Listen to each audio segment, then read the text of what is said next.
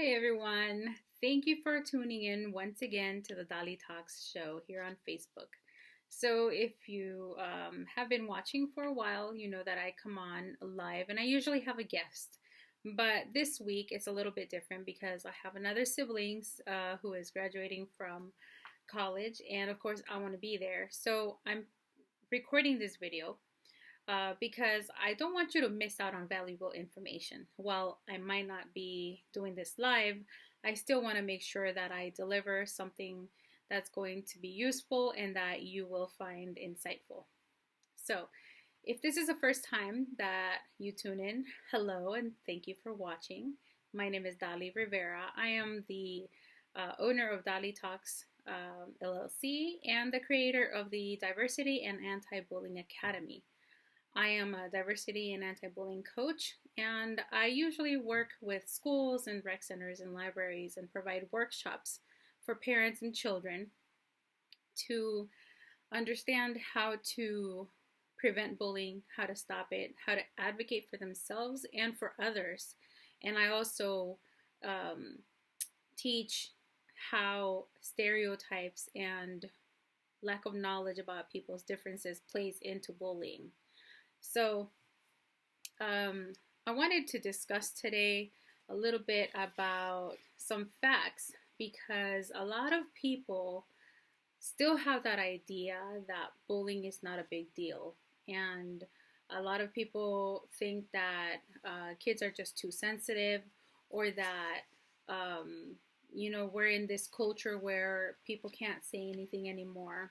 But what I want people to understand is that when it comes to true bullying, it is not easy, it is hurtful, and it creates long-lasting effects, not just from an academic standpoint, because bullying happens mainly in classrooms.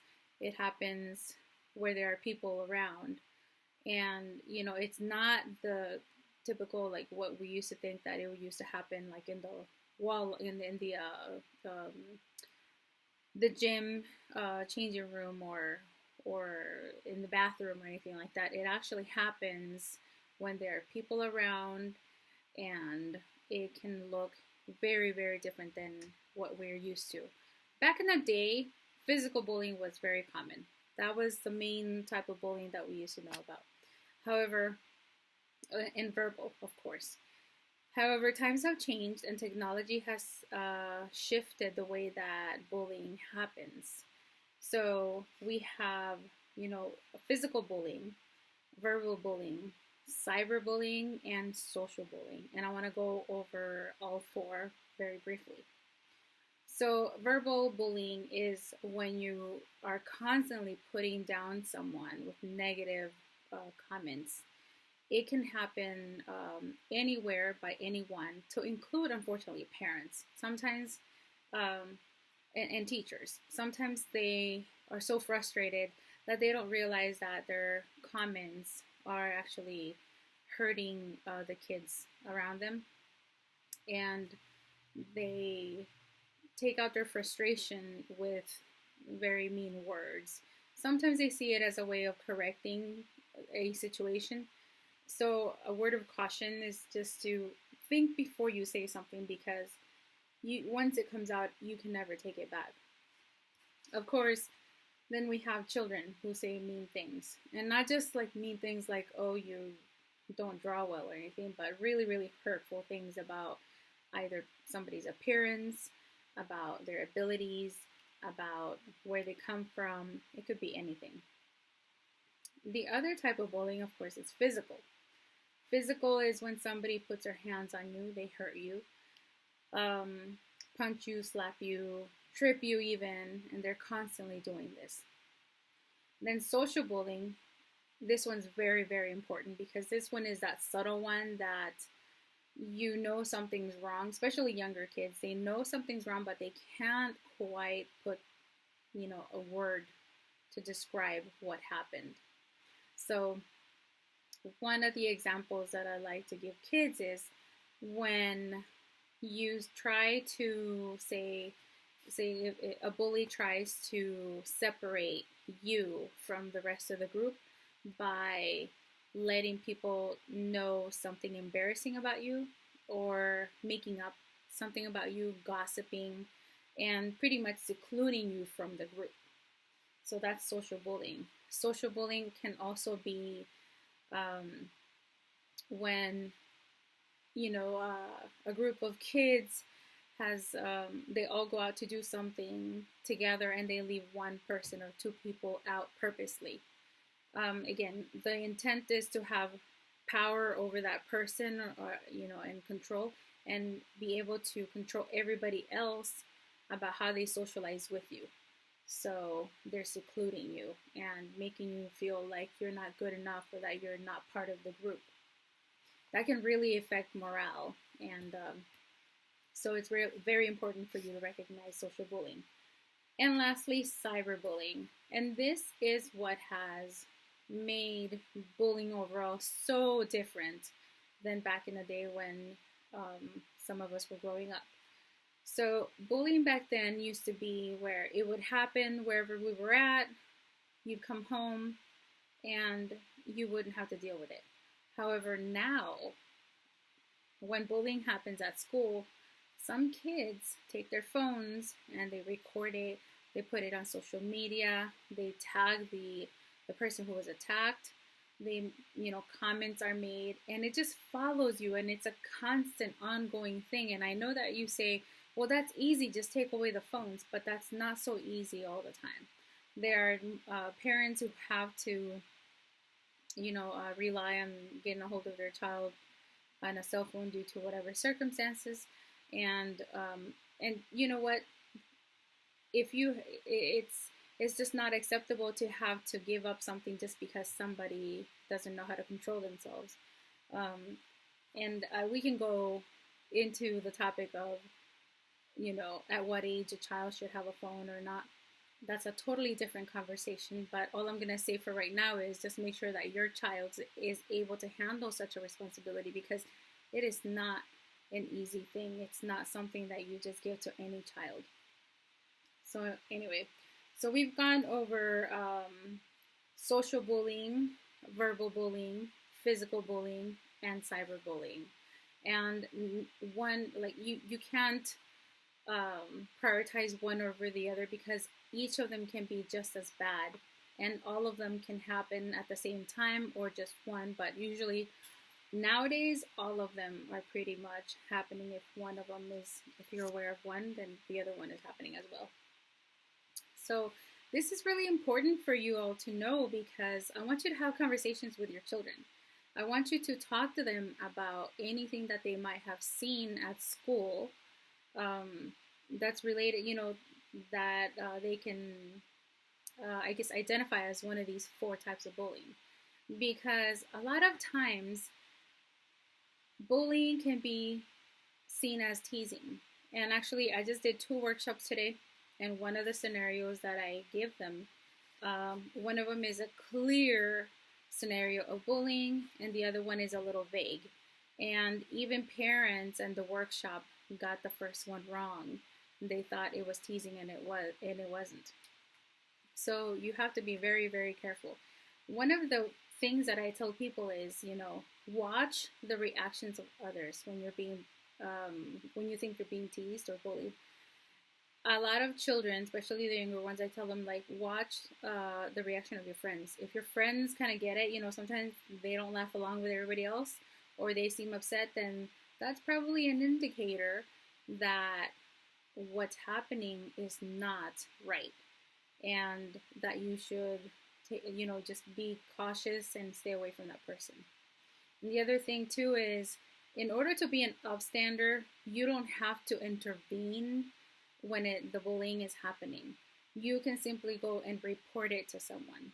And when you report something, make sure that you're reporting something because either you or somebody else is in danger. Don't just go and tattle, which is totally different than reporting. Don't tattle about somebody. Say, for example, your sibling is supposed to be washing dishes, but your sibling instead decides to go watch TV, and then you go tell mom, hey, she's supposed to be washing dishes, but she's watching TV. That is tattling or snitching. So Don't confuse the two. Reporting is when something is about to happen or something is about to be done by someone that's going to hurt themselves or others. And make sure that you go and report it to somebody who you think you can rely on. And if it fails, and unfortunately this does happen, go tell someone else. But always let your children know. Report it, even if it's, when they get home, to let you know, because you need to be aware of how many times this is happening.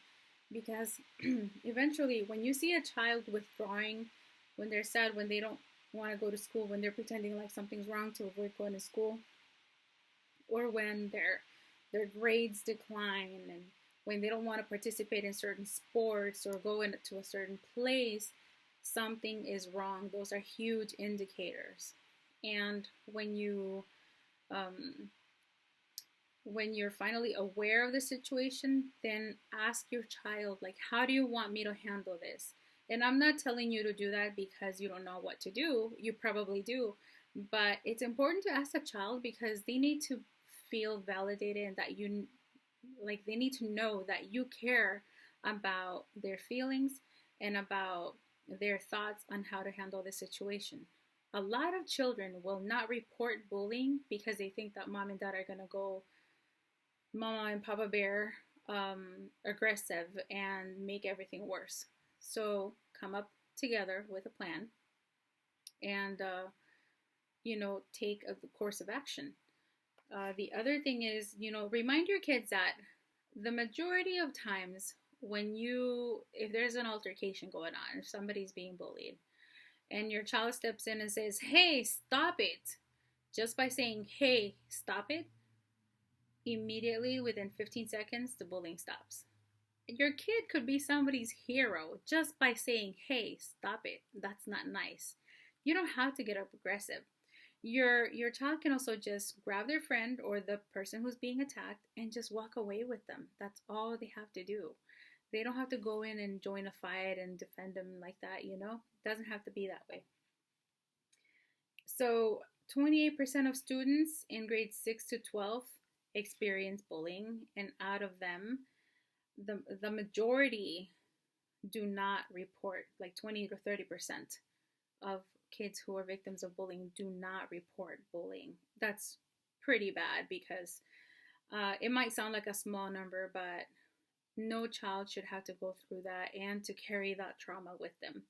And as a matter of fact, there's about 160,000 children every single day who miss school because they're avoiding a bully, and that affects their academic results. It affects their morale. It affects their behavior at home and at school. And you want the best outcome for your child. You want to make sure that you are there for them. And what else can you do? Have these conversations with your child as frequently as possible, because they might not understand every concept that we discuss regarding bullying, especially the younger ones. But the more you talk about it, the more that they'll grab onto the concept. And don't be afraid to have this conversation with your 5-year-old, or the 3-year-old, because they understand a lot of stuff that's going on.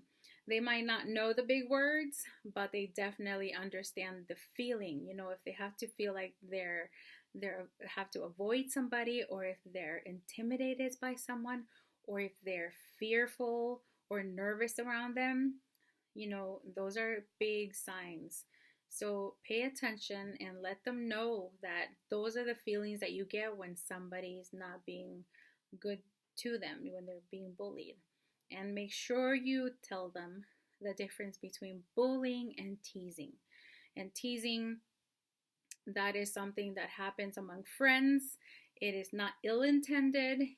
It is a light humor, and everybody laughs about it, and it's always not directed to just one person. It's usually something that's shared. Like, I can be in a group with my friends and we can think back of something silly I did, like the time that I was, walking in heels and going after this friend of mine, and then I fell down the stairs in a dress at church. Actually, true story. But and everybody was laughing about it, but it was because they were like, "Oh my gosh, I can't believe that happened to you."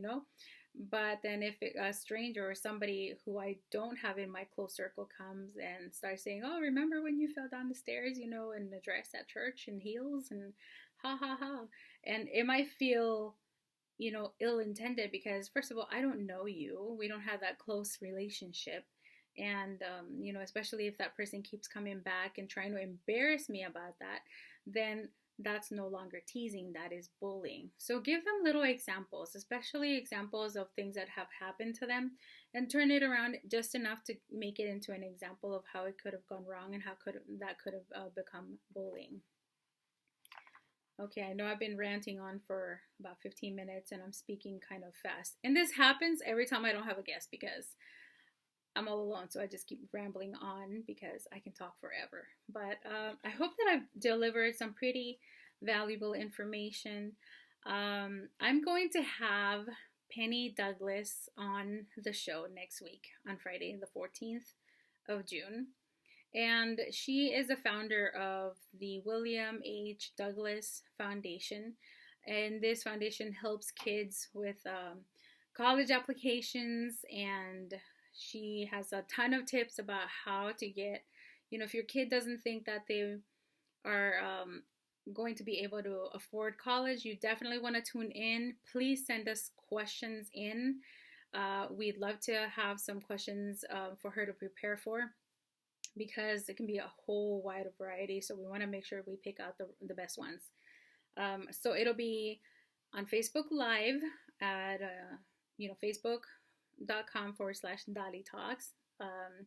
And it's going to be at 6 p.m. Pacific Standard Time. And we look forward to having you. And also, please check me out on Instagram. My handle is @DaliTalks. And I go on every Monday morning at 11:30 on my page with Keisha Montfleury, who is the founder of the Girls Confidence Coach and Abundantly Authentic. That is her handle. Follow her. So she has amazing tips for girls to, learn to love themselves more and be confident, and to not confuse confidence for arrogance. Because, we live in a culture where it's kind of almost taboo to talk about yourself because it's seen as arrogant, when really it's just giving yourself credit. And we need to do that a lot more, boys and girls. We need to not be shy about the accomplishments that we have achieved. So that's all I have. Thank you for watching. I will see you Monday, 11:30 on Instagram. My handle is @DaliTalks. And I'll see you next Friday, June 14th, with Pennie Douglas. Have your questions ready, or send them in if you want to send them in. Email them to dali@dalitalks.com, and that's D as in David, ALI. I will try to put it in the comments because I haven't figured out how to do my editing with the captions yet. I'm technically challenged for right now. So that's it. There you have it. Thank you so much for watching. I will see you again, and have a wonderful day. Bye.